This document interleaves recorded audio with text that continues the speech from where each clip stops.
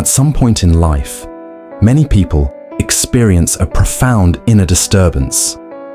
You might feel disconnected from your old routines, misunderstood by loved ones, or drawn to silence over socialization. This isn't a breakdown, it's the beginning of a spiritual breakthrough.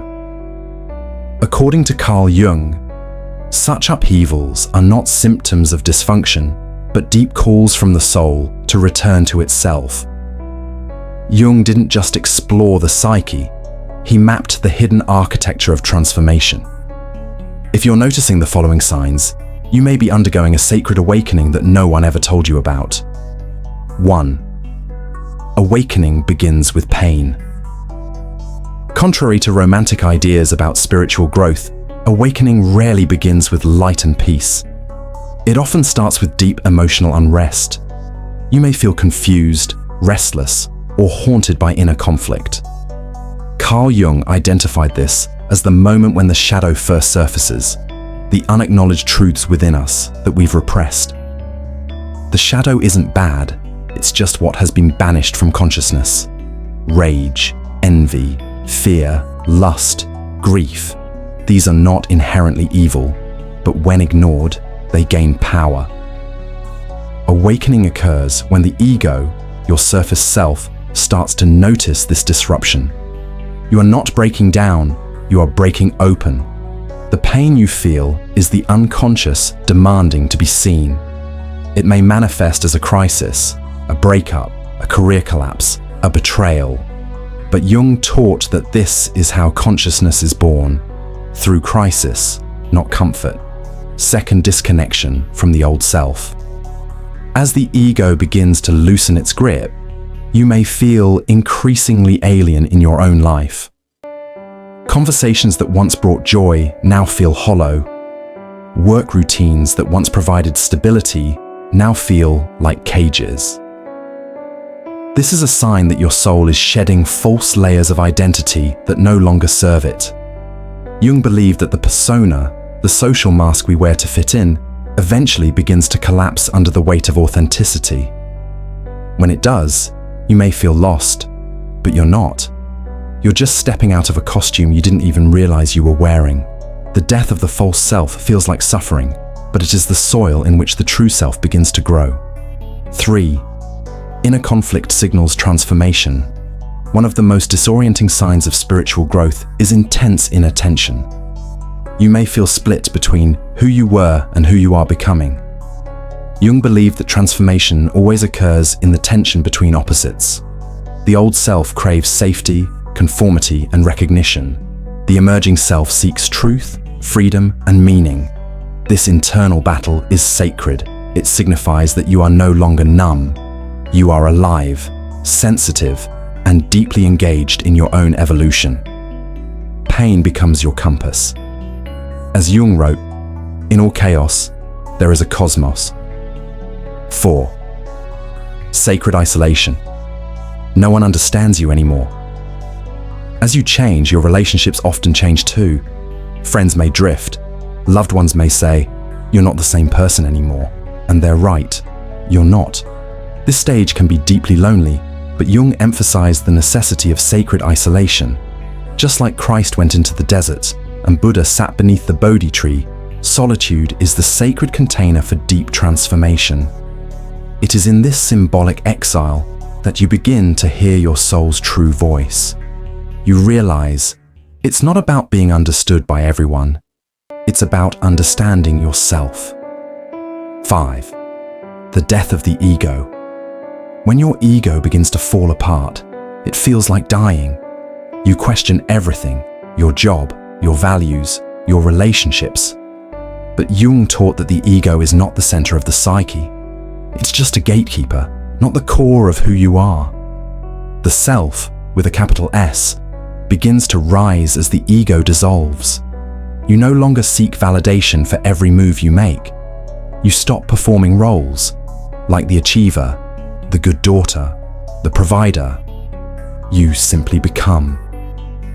This unraveling is painful, but it is the death of illusion, not of you. You're not losing yourself. You're meeting yourself for the first time. 6. Emotional purging. With awakening comes an emotional flood. Tears, anger, sadness, fear, often arising for no clear reason.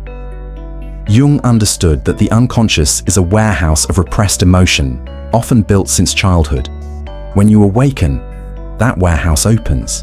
This isn't emotional instability, it's cleansing. Your soul is making space for a deeper, truer version of you. Emotional release is not weakness, it's wisdom at work. In this state, your sensitivity heightens. You can sense dishonesty, manipulation, or misalignment almost instantly. This is the rising of intuition, another sign that the self is in command. 7. Inner authority replaces external validation.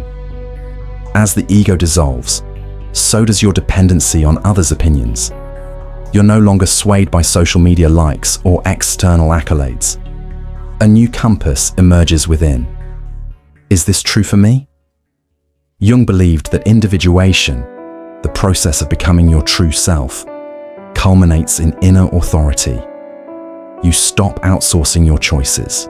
You begin to trust your own soul's wisdom, even when it defies logic or convention. 8. Synchronicities become your guide. You begin noticing meaningful coincidences. Numbers repeat. People you were just thinking about text you. A book you needed practically falls into your lap. Jung coined the term synchronicity to describe these non-causal but meaningful connections between the inner world and external events.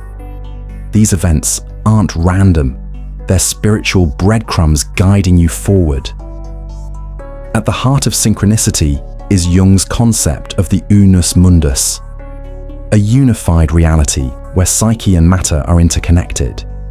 When you experience synchronicity, it's as if the universe itself whispers, "Keep going. You're on the right path." 9. Dreams become archetypal and symbolic. Your dreams begin to shift. They become vivid, symbolic, even mythic. You may see snakes, bridges, doorways, or shadowy figures. These are archetypes, and Jung saw dreams as the royal road to the unconscious. Nightmares are not signs of regression, but confrontation. A drowning dream may reflect emotional overwhelm. A death dream might signify ego collapse. These symbols aren't random. They're your soul's coded language for transformation. Learning to interpret your dreams is like learning to speak with your deeper self. The unconscious is guiding you in ways the rational mind cannot comprehend, letting go of everything that no longer serves you. As the process continues, your life may fall apart. Relationships end, careers shift. You move, change habits, lose friends. It can feel like devastation, but it's actually reclamation. You are letting go of identities that were never truly yours. The roles you played to be accepted begin to disintegrate. In their place, something far more authentic emerges: the self.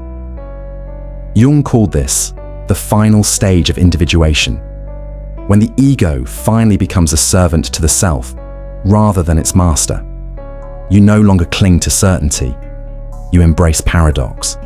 You can be both lost and grounded, sad and grateful, small in the universe, yet part of its design, living the symbolic life, the arrival of the self.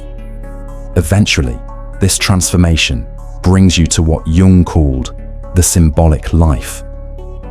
Life no longer feels like a series of disconnected events.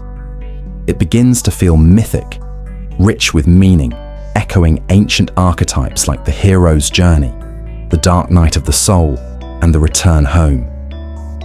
You begin to feel a numinous presence, an ineffable sense of divinity, not outside you, but within. You are no longer a person chasing God. You are a spark of the divine remembering itself. This is not egoic pride. It is spiritual embodiment. You stop resisting. You start receiving. You no longer seek applause. You seek alignment. You are not performing. You are being. Conclusion: you're not falling apart. You're being reborn. Carl Jung's work reveals a radical truth. What feels like collapse is often rebirth. The soul awakens not through ease, but through rupture. And if you're experiencing this disruption, isolation, and existential hunger, take heart. These aren't signs of failure. They're signs that your soul is rising. You are not alone. You're just ahead.